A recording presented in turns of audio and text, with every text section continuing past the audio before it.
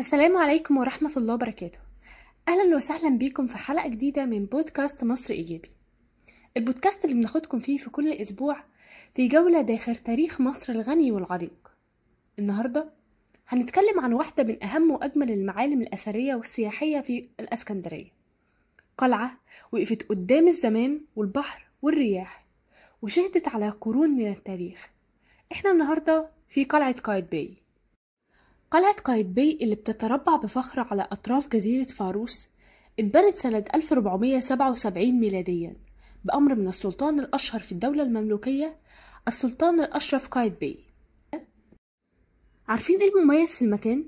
القلعة اتبنت فوق أنقاض واحدة من عجائب الدنيا السبع القديمة، فنار الإسكندرية اللي كان من أعظم منارات العالم القديم.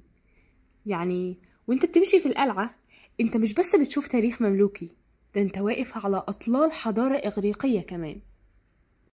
من الناحية الأثرية القلعة تعتبر تحفة معمارية مملوكية لسه محافظة على طابعها الأصلي بدرجة كبيرة، وفي تفاصيل رائعة زي النقوش الإسلامية والمحراب داخل المسجد اللي في قلب القلعة.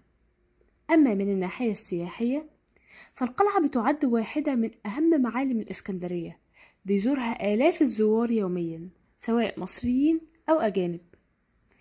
المنظر من فوق القلعة لا يوصف، البحر بيحيط بيك من كل اتجاه وكأنك في قلب لوحة فنية.